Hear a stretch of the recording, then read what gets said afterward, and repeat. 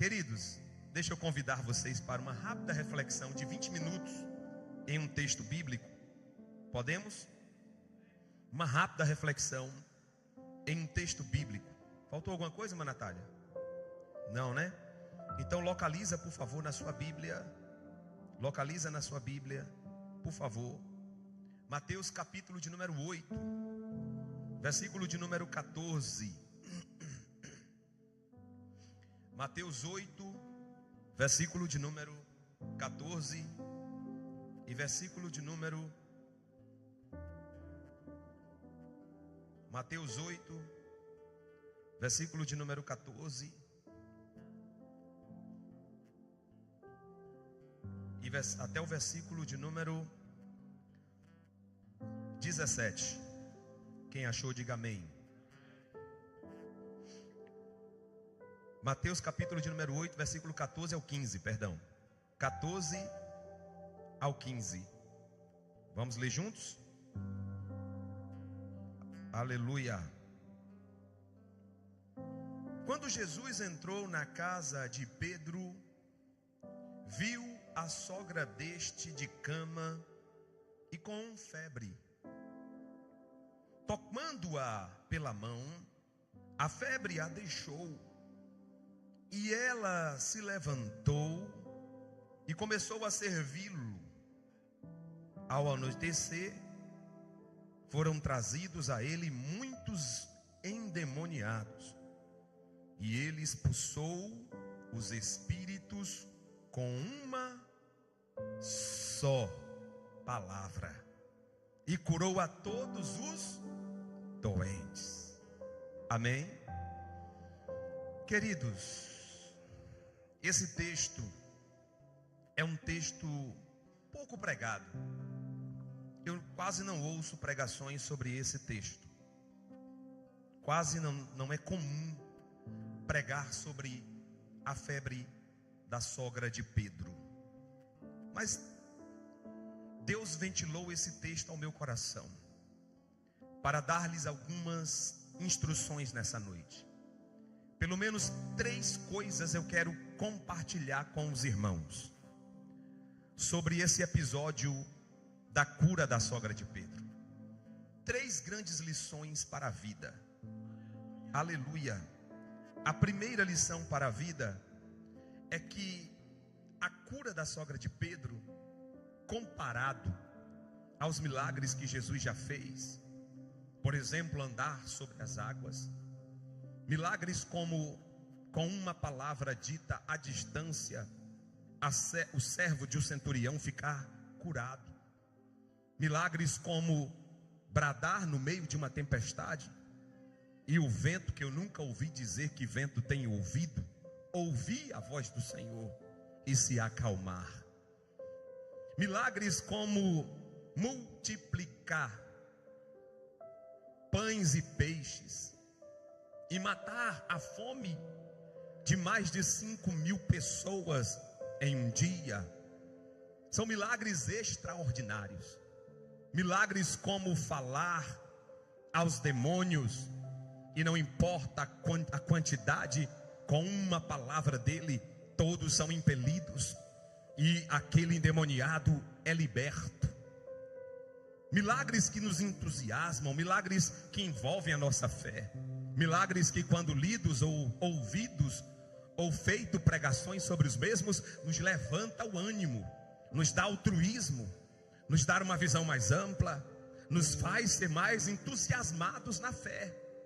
Mas quando olhamos para milagre como esse da sogra de Pedro e percebemos a categoria do mesmo em comparação com os outros milagres ora narrados, a gente diz: mas por que o Senhor se deparou com uma coisa tão pequena que é uma febre, e não só curou a sogra de Pedro da febre, mas fez com que os 3 evangelistas sinóticos registrassem este milagre, de maneira que ele ficasse relevante até essa noite em nossos dias? Deve ter alguma coisa interessante, pois a Bíblia e toda a Bíblia não tem uma palavra que se perca. Todas as palavras registradas nesse livro têm um propósito para a qual foi enviada. E eu creio nessa noite que, em detrimento da comparação entre milagre e milagre, Deus sabe o que faz em nossa vida, irmão. É por isso que nós temos que aprender a ser gratos na vida, porque tem coisas que parecem ser tão pequenas, mas que o nosso Deus resolve se importar com isso. E através de uma coisa tão pequena, o Senhor nos faz um cafuné, um carinho, dizendo: eu estou aqui, filho, eu estou aqui. Uma porta de metro que iria fechar e imprensar, mas não fecha. Um trem que atrasa e você perde e te dá livramento. Uma passagem que você perdeu para poder ficar para fazer uma obra. Não importa. Coisas que aparentemente são pequenas, mas que por trás de tais coisas está a mão do Senhor. E aí eu me chamei a atenção para este milagre, e eu começo a aprender a primeira coisa aqui. Porque febre aparentemente a gente não dá tanta atenção como quem dá atenção a um câncer. Jamais daremos a mesma atenção à febre como se dar atenção a um tipo de infecção mais profunda, a uma infecção ou a um problema de articulação, por exemplo. É febre. E febre geralmente se encara com um teor de mais descrédito. Dá aí um diclofenaco para esse vaso. Dá um chá de raiz para este vaso. Um chazinho de casca de laranja. Ou quem sabe um analgésico resolve. Pouquíssimas vezes nós paramos para dar atenção devida, para se orar por uma febre. A gente tem um impulso a orar por coisa mais séria, sim ou não? Mas Jesus parou para curar a sogra de Pedro. E a primeira lição que eu aprendo com isso aqui nessa noite é que a febre tem sintomas. E o primeiro sintoma da febre da sogra de Pedro é, diga comigo nessa noite, fala, estou brincando com vocês para ver se vocês acordam, né?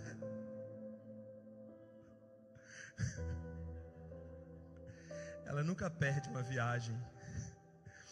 Diga comigo, a falta de apetite.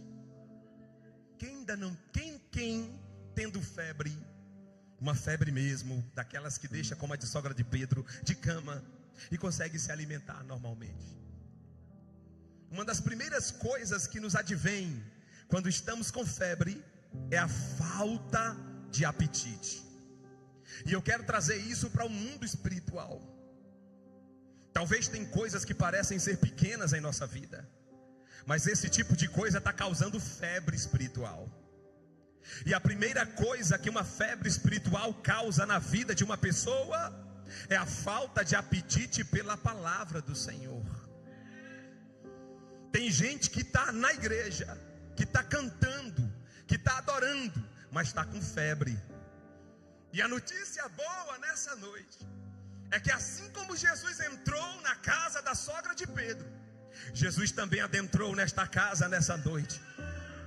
E esse Deus que faz grandes proezas está interessado em curar esta simples febre que está de repente tirando a fome da palavra da vida de alguém. A primeira coisa que eu aprendo nessa noite é: a febre causa-nos falta de apetite. Pastor, quer dizer que quando eu passo uma semana sem ler a Bíblia e não sinto nada, quando eu passo dias e mais dias, entra dia e entra noite, e não tenho a consciência do quão importante é a palavra como alimento da minha alma, o Senhor está querendo dizer que eu estou com febre? Exatamente isso. Mas pastor, eu não sei qual seria o sintoma dessa febre. Eu também não quero saber, mas eu conheço um Jesus que quando age é médico dos médicos. Quando age na raiz do problema. Eu não sei o que é que está causando a febre na vida de alguém que está na live e que não tem conseguido mais ter fome da palavra. Uma coisa eu sei: o Jesus que chegou na casa de Pedro chega na sua vida hoje. e chega para curar a falta de apetite. Ei, eu profetizo que nessa noite Deus vai dar fome de palavra, da palavra na vida de gente aqui nessa noite. Eu profetizo sobre a vida de adoradores que entraram nessa casa nessa noite. Fome de palavra, desejo de ler a palavra, desejo de ler a Bíblia ao amanhecer e não conseguir mais dormir sem ler a palavra. Eu profetizo nessa noite que o seu apetite espiritual vai se abrir. Ei, você que entrou aqui cansado, o Senhor está dizendo: é febre, e eu quero curar essa febre em nome de Jesus de Nazaré. Aleluia. Deus deu um conselho a Josué. Em Josué 1:8, Deus disse: não te apartes da tua boca o livro dessa lei, antes medita nele de dia e de noite, para que você cumpra fielmente tudo o que o Senhor planejou ao teu respeito, e então prosperarão os teus caminhos e serás bem-sucedido. O Salmo 33 e o verso 4, o salmista disse: pois a palavra do Senhor é verdadeira, Ele é fiel em tudo o que faz. Hebreus 4:12, pois a palavra de Deus é viva e eficaz, mais penetrante do que espada alguma de 2 fios, que penetra na divisão da alma e do espírito, entre juntas e medulas, e é apta para discernir os pensamentos e intenções do coração do homem. Ei, eu estou dizendo nessa noite que tudo que você precisa de resposta do céu já está na sua mão. Tudo que você precisa de orientação de Deus já está na sua mão. Tudo que você precisa para caminhar linearmente e de maneira saudável na fé já está na sua mão. Eu quero nessa noite chacoalhar o teu cérebro e dizer para você: sua resposta não está fora, sua resposta está aí no banco do seu lado, a Bíblia. Jeremias capítulo 15, verso 16. Eu vou inflar você nessa noite. Eu vou dar palavra, O profeta disse: quando as tuas palavras foram encontradas, eu as comi, e elas são para mim como favo de mel, como alegria e júbilo, pois pertenço a ti, Senhor Deus dos exércitos. Vê se esse irmão que está do seu lado tem cara de quem come Bíblia. Porque quem come Bíblia pensa diferente. Quem come Bíblia fica mais perto do dono da Bíblia. Ah, meu Deus, deixa eu brincar com você aqui nessa noite. Ei, você sabia que se você comprar o livro meu, eu tenho um livro chamado Arrebatamento da Igreja. Alguém já ouviu falar? E está saindo agora um livro que é a Bíblia, fonte de toda autoridade. Já tem 3 anos escrevendo, terminei agora. Vai sair agora. Você sabia que se você ler um desses 2 livros na sua casa, você jamais terá a presença do autor? A Bíblia é o único livro que quando você lê, o autor está presente.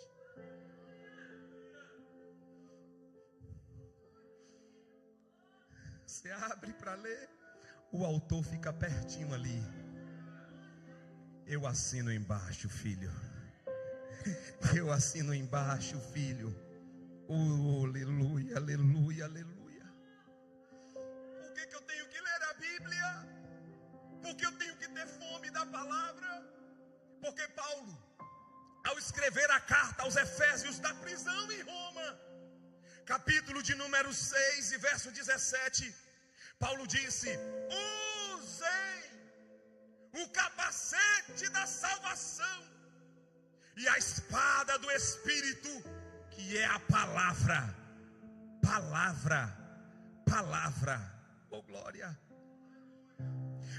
O profeta Neemias, porque é profeta, foi usado por Deus como profeta, achou a palavra do Senhor escondida nos escombros do templo e promoveu a grande revolução na Jerusalém destruída depois do cativeiro babilônio. E quando ele achou, ele disse: Esdras, achamos a fonte do avivamento, achamos a resposta para o povo. A Bíblia diz, capítulo 8 de Neemias, que eles leram a Bíblia em praça pública da manhã ao entardecer. A Bíblia diz que todo o povo chorava na praça e dizia: perdoa os nossos pecados, porque a miséria que adveio sobre Israel foi fruto do nosso pecado, e para que não mais sejamos entregues ao opróbrio e nem a nenhum tipo de cativeiro, perdoa os nossos pecados. É o poder da palavra. Aí no verso de número 9, Neemias diz assim: vinde, comamos gorduras, bebamos as doçuras. Ele estava chamando o povo para se alegrar. E enviai porções a quem não tem nada preparado para si, porque esse dia é consagrado ao Senhor. Portanto, alegremo-nos e regozijemo-nos, porque a alegria do Senhor é a nossa força. Você entendeu que quando você lê a Bíblia, o Senhor se alegra? E se o Senhor se alegra, você fica forte. Você fica forte porque lê a Bíblia, mas fica forte porque o autor da Bíblia se alegra quando você lê a Bíblia, porque a Bíblia promove em você sentimento de arrependimento, de confronto, de se levantar. E quando a Bíblia promove isso em você, o autor da Bíblia chega perto de você, e ao se alegrar, a alegria dele é nossa força, é tua força. Levanta a mão comigo para a gente não dormir. Repousa ela sobre o ombro desse irmão do seu lado e diga para ele: leia a palavra. Aleluia.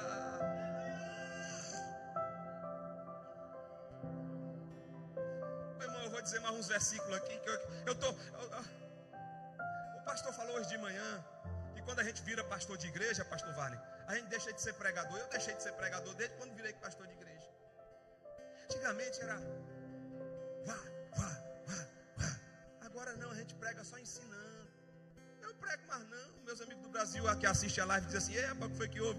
Eu disse: é o povo perto de nós demais, nós envolvidos com o povo. Aí a gente se sente na obrigação de não só levantar o povo para pular, mas a gente se sente na obrigação de encher a barriga espiritual do povo, porque é feijão com arroz e não lasanha de pregador que mantém a igreja. É feijão e arroz de pastor que mantém a igreja. É feijão com arroz, mas tem todo dia. É isso que sustenta a gente. Não, eu vou, só por causa desse glória de Patrick, eu vou falar mais um versículo aqui. Eu vou falar, eu vou entregar tudo hoje. O profeta Jeremias, nas ruas de Jerusalém invadida pelos inimigos, o profeta das lágrimas chorando, chora, mas chora cantando para Deus. E no verso 29 do capítulo 23, o profeta disse: não é a minha palavra como fogo? Pergunta o Senhor: não é a minha palavra como um martelo que despedaça a penha, a pedra? Deus estava dizendo: Jeremias, fica tranquilo, nada do que eu falei vai cair por terra. Este povo vai pagar um preço e está começando a pagar. Mas se lembre das palavras que eu já te falei no primeiro capítulo. Eu te lancei como profeta para derribar, mas também para levantar. Se lembra do capítulo 7? Eu vou levantar este povo de novo. Por quê? Porque a minha palavra é como fogo, mas a minha palavra também é como um martelo que esmiuça a penha. Não tem coração de pedra. Irmãos, quantos testemunhos. Inclusive a Vitória tem um testemunho para dar. Bora quebrar tudo aqui hoje. Vamos quebrar tudo? Dê esse microfone para ela ali agora. Quem é que manda na igreja? Espírito Santo. Fale aí mesmo, de onde você está aí. Vaza. Fale aí. Primeiramente, cumprimento os irmãos com a paz do Senhor. Amém. No culto de jovens, eu pedi para o pastor orar para uma menininha de 4 anos que se chama Eloá Vitória.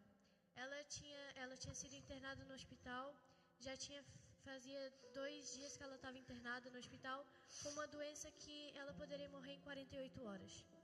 Ela é irmã de um amigo meu da escola, e aí quando eu soube dessa notícia eu fiquei muito mal, porque meu amigo estava muito mal e se sentindo culpado por isso. Ele também é cristão e eu disse, vou estar orando por você. Porém eu não consegui segurar aquele fardo, porque é um fardo muito grande orar por alguém sozinha. Então eu pedi ajuda ao pastor e ele orou juntamente no final do culto dos jovens com toda a igreja. E ontem eu recebi a notícia que a Eloá, ela vai receber alta na segunda-feira. A Eloá estava em iminente risco de vida. A doença que ela tinha, ela podia morrer em 24 horas. Mas a igreja entrou em oração. A igreja que come a palavra e crê na palavra, e crê no poder da palavra, entrou em oração. E Deus moveu os céus. E a menina vai ter alta. A menina não morreu em 24. Ei, a notícia é essa. Ela não morreu em 24 horas. Ela vai ter alta segunda-feira. Aleluia. O Satanás chegou para o Senhor. E vou concluir agora, porque acabou meu tempo. Já são 8 horas. Vou ficar só no primeiro ponto da mensagem. Era uma mensagem tão simples. Eu falei, Deus, tem o que aí? Aí Deus disse, não, filho. Para com esse negócio de querer apresentar repertório, apresentar, sabe, desenvoltura. Vai falando da palavra. É a palavra, filho. É a palavra. Oh, glória a Deus. Durante muito tempo eu me preocupei, sabe com o quê? Com repertório. Eu me preocupei com uma série de coisas. Hoje eu deixo a palavra fluir. A palavra. O diabo, que é sagaz, deturpou a palavra na tentação de Jesus, como deturpou a palavra na queda de Eva. O bicho é terrível. O diabo usou a palavra, mas o diabo nunca usará a palavra como ela é. Ele sempre usará a palavra deturpando, colocando vírgula onde não tem, acrescentando o que não tem ou tirando o que tem. Ele cita o Salmo 119 e ele diz assim, ó, está escrito. Olha que ousadia.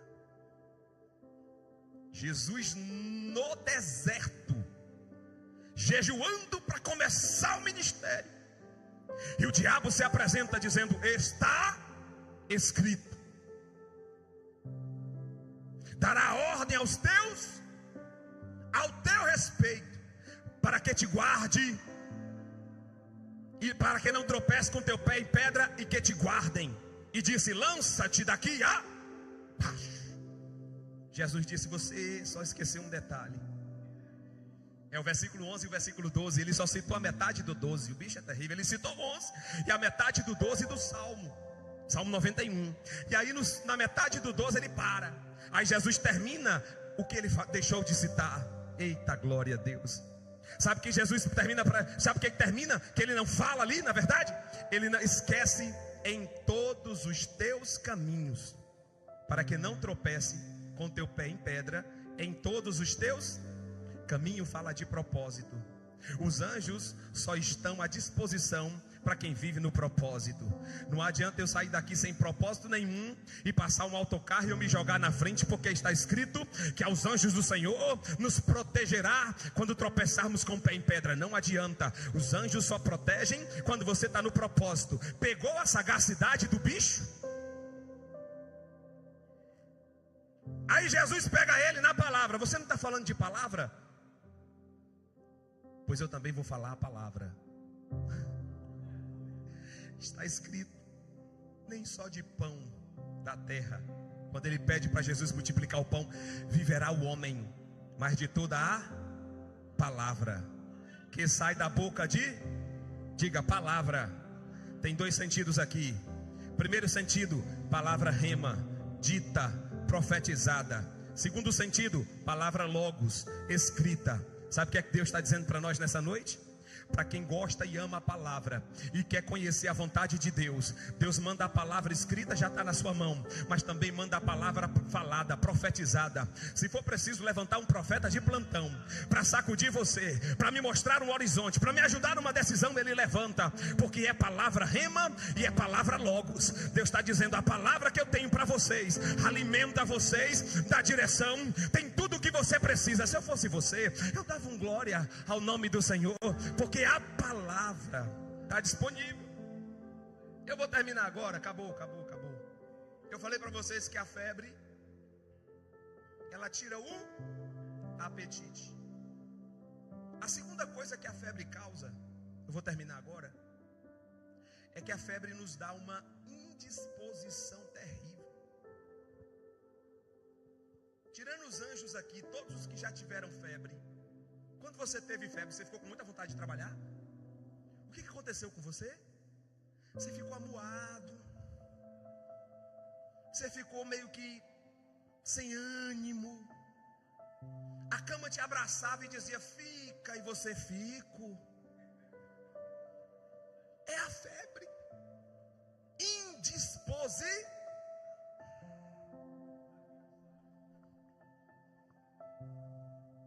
Pastor, aqui não tem ninguém indisposto espiritualmente. Eu acredito, eu vejo, porque aqui tem gente que veio para ceia hoje pela misericórdia, fortaleceu um pouquinho a carne com o churrasco, mas agora à tarde tinha tudo para ficar em casa, mas resolveu vir. Então eu não acredito que uma pessoa dessa está indisposta, mas eu preciso dar uma mensagem para alguém aqui. Eu posso entregar para alguém da live? Ei, Jesus vai te curar hoje dessa indisposição, essa falta de vigor espiritual, essa falta de vontade de fazer a obra de Deus, esse questionamento quanto à vontade do Senhor. Deus vai te levantar hoje, crente. Deus vai levantar você dessa indisposição espiritual. Deus vai colocar motivação dentro da tua alma. Você não será mais o mesmo depois desta palavra rema.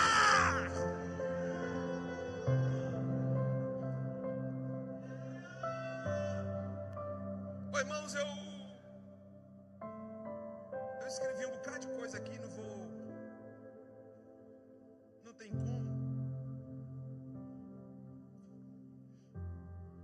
como continuar. Fique de pé, vamos terminar.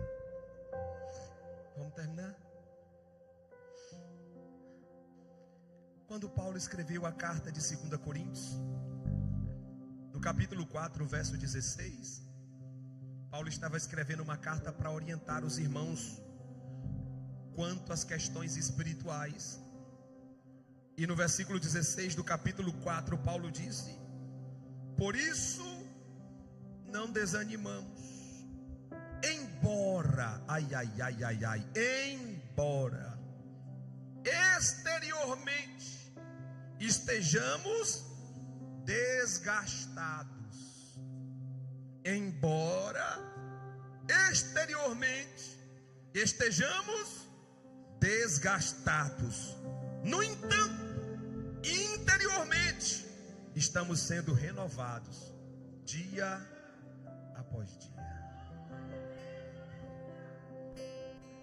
A casca pode não ser mais a mesma, mas nós vamos declarar igual Caleb aqui hoje. Eu já estou com 40 e tantos, já não é mais a mesma força. Esse dia eu fui no mercado correndo, o coração ficou aí, eu segurando, fechei a boca, o coração empurrando a minha mão para sair. Nós não somos mais a mesma, o mesmo menininho Josué, mas não importa. Josué olhou para Caleb e disse: ei Caleb, te aquieta, homem, tu tá velho. Nós já vemos de jornada antiga, Caleb, são muitos anos pelo deserto. Te aquieta aí com essa porção de terra. Ele diz: não, Josué, nós fizemos um acordo. Eu vou subir os montes, eu vou tomar a terra dos gigantes. Por que, Caleb, você vai fazer isso? Porque o meu homem exterior está fraco, mas o meu homem interior É como uma criança. É como uma... Estás aqui, movendo entre nós. Recebe renovo nessa noite. Adorarei. Coloca a mão no teu peito aí onde você está. Adorar. Meu Deus, eu vou voltar depois para terminar Estás isso. aqui.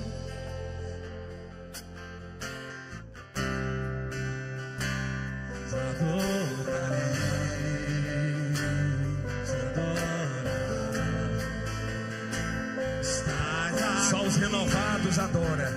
Salvando nossas vidas, te adorarei, te adorarei. Estás aqui, mudando destinos, te adorarei, te adorarei. Meu Deus é o Deus de milagres, Deus de promessa, caminho no deserto, luz na escuridão.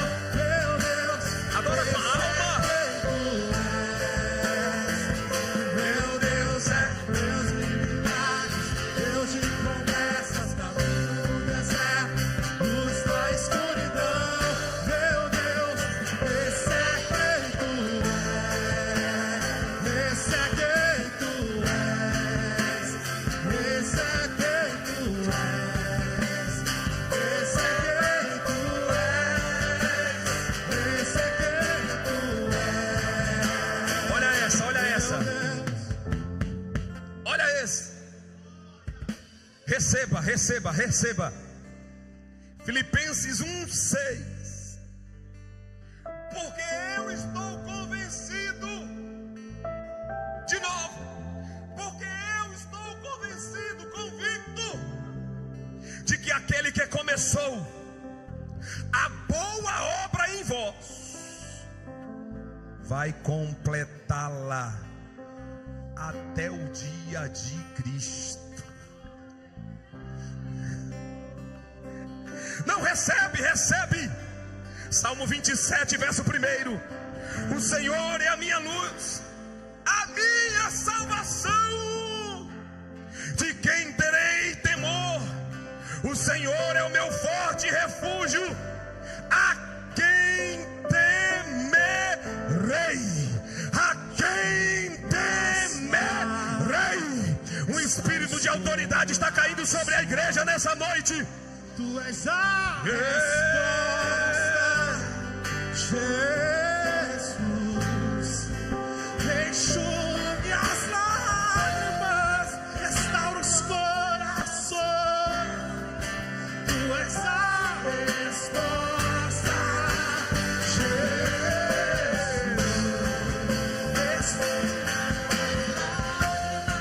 Restaura os corações. Tu és a resposta,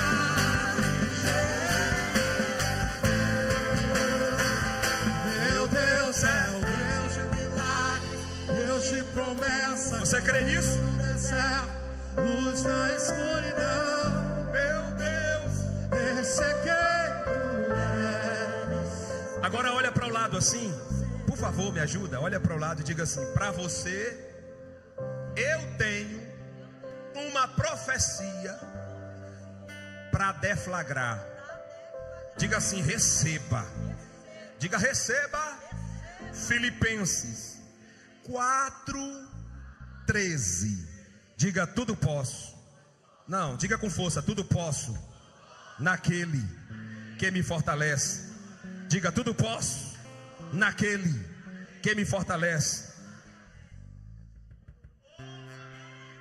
Agora fala para a pessoa que está do teu lado, diga assim: você também pode. Você pode. Você pode. Ei, não é palavra de coach, não, é Bíblia. Você pode. Você pode passar por essa prova. Você pode passar por esse problema.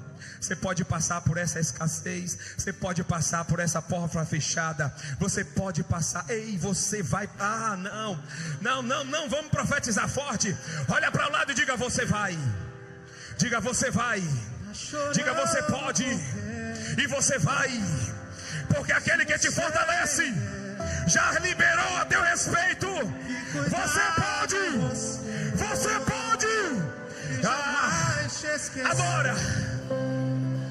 Ele sabe de tudo que você está passando e mandou te dizer que Ele está cuidando.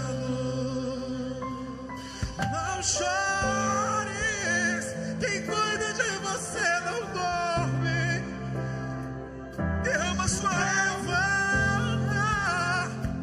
Muita gente que te ama. Deus mandou te dizer que vai acontecer.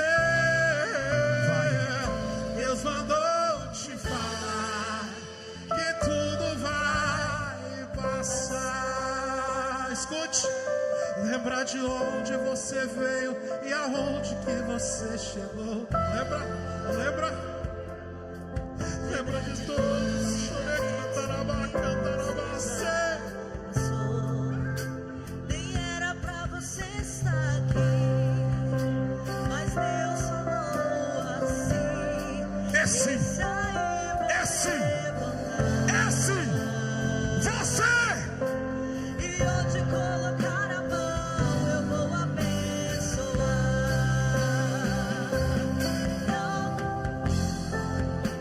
Quem cuida de você não dorme.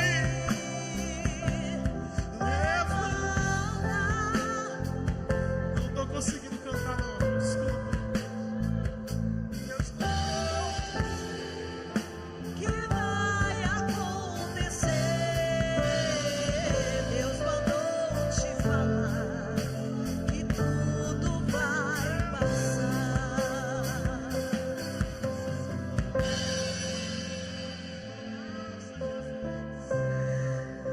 Salmo 37, verso 39. Do Senhor vem a salvação dos justos. Ele é a sua fortaleza na hora da adversidade.